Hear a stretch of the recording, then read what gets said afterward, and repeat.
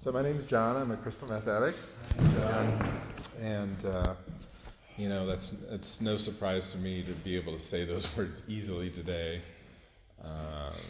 Because like so many of us, I've heard thousands and thousands and thousands of stories across multiple states, and it's no wonder I'm an addict from an early childhood age.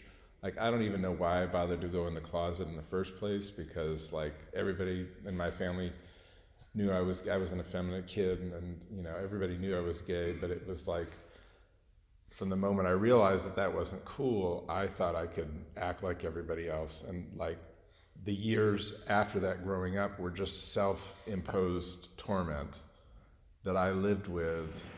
And then when I got old enough and discovered pot was my first friend, that I didn't have to feel that way, then I chased that for the rest of my using career until I got here to these rooms. And I'm gonna focus on recovery and not lament that, but just know that I used for 39 years, not 39 years, I used from the time I was an early teenager from middle school on a daily basis until I was 39. And there was always something, pot, alcohol, mushrooms, LSD, cocaine, and at the end, Tina and GHB just took the wings off the plane and pushed everybody else off the table. You've probably heard Shaw speak before, and he says, well, if anybody just put a table out here with every drug that I ever wanted to ever use or try, and even the ones that I hadn't, I would just pick Tina right off the table and leave the other ones alone. And that's kind of where I'm at today. My clean date is March 5th, 2009. I have been clean and sober for over 9 years now, and that's a fucking miracle. I used to the point where jail was a vacation to the way that I was living. When I remember hearing that just resounding clank when they shut the door, the barred door, and just laughing. And I'm like, this isn't even punishment to me anymore. This is a fucking vacation. Like, I get to sleep in a raggedy ass, mattress that's this thick all night long with a roof over my head, and they're actually gonna put a meal, whether I, show up for it or not, and I get to shower maybe, and, I couldn't even provide those things for myself in the end. So, that's what it was like. And what happened was, the last time I got arrested, the judge said, oh, you want to go to rehab instead of that outpatient thing, probation and outpatient obviously isn't working for you. And I'm like, well, is it better than jail? And he said, maybe.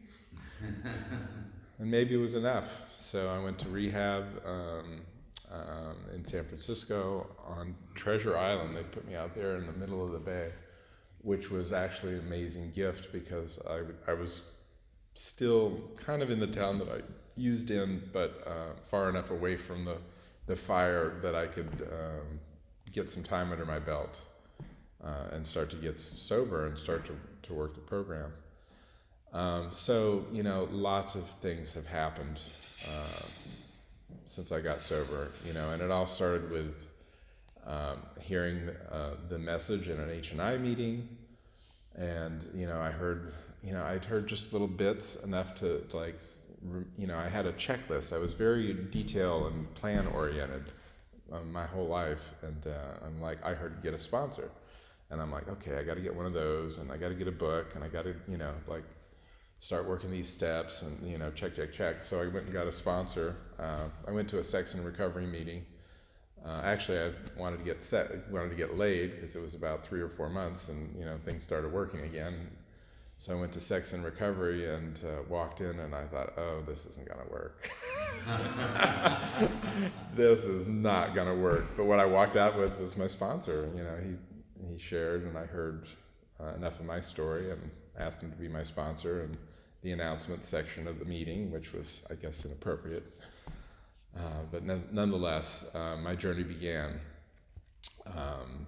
And what I I guess the message with my share is, I didn't understand the spirituality part of this program, and it turns out, after 9 years, that is the biggest part of my program today. And, I was not an atheist, but I was like kind of a childhood abused Episcopalian that, just thought religion was a bunch of hypocritical people that, said one thing and did another and treated people horribly, and nothing that was Christian was actually being practiced. And I just kind of had set that aside, and I figured, I'm going to hell anyways, and all my friends are going to be there. That was like that mindset that I was in.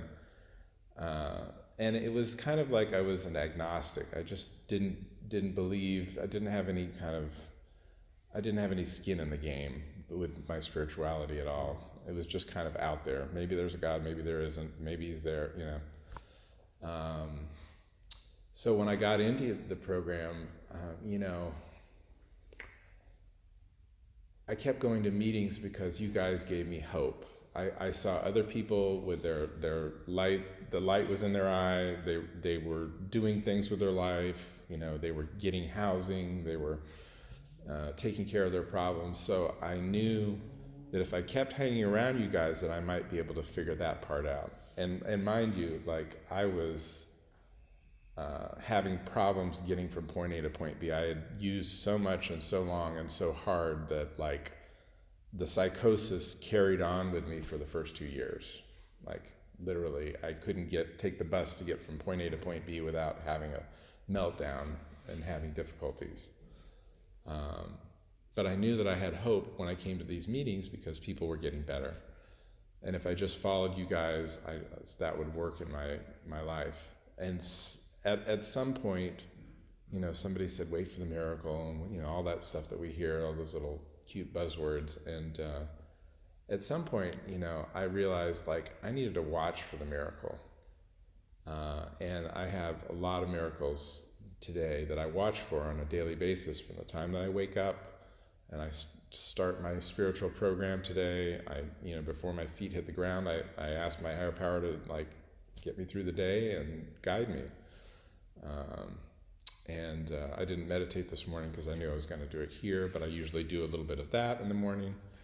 And I end my day with gratitude list and, looking back for all the miracles. And during the day, I kind of watch and wait and, when something really goes right, whether it's, the light turns green or, simple stuff, daily stuff, or something huge, I'm watching for the miracle today. And that, it was that part of the program that allowed me to get out of the fucking center of my universe and put that spirituality piece in there that gave me what I understand as serenity today. I don't have to solve every problem. I don't have to sit there and work my habit trail brain to kind of like the Whopper, the War Games computer, to try to figure out, if this happens, I'll do that. If this happens, I'll do that. If this happens, I just pray to my higher power, drop it off in that place, the center of my serenity, and move on with my life and stop worrying. It's that piece of spirituality that I was just totally missing, that I could let life come at me and not have the answers, and it still would work out and be okay, and I'd be taken care of. So I watch for the miracle today. I watch for the miracles. And you guys have seen me at little snapshots of my life. I've been coming here for practically 7 or 8 years of my recovery. I just finished college last May, and I thought, the world will open up for me. I'll get a great job. Things will be easy from here on out. I just went through the worst of this. I went for computer engineering. It was hard as fuck. It was horrible. And I accomplished that, and I thought, what a fucking miracle that I could go from being that psychotic person, living under the bridge, screaming at people driving by, to graduating cum laude, getting selected to speak at my graduation, winning second place in my engineering senior design project, like all of this shit. And I'm like, I just thought, oh, it's gonna be easy from here on out. Well, then I had to learn how to find a job and learn how to interview and learn how to, have this electronic filtering process that you got to have your resume and it's got to have all these keywords in it. And it's like a whole nother degree program just to find a job today, which is just awful. I think it's just awful.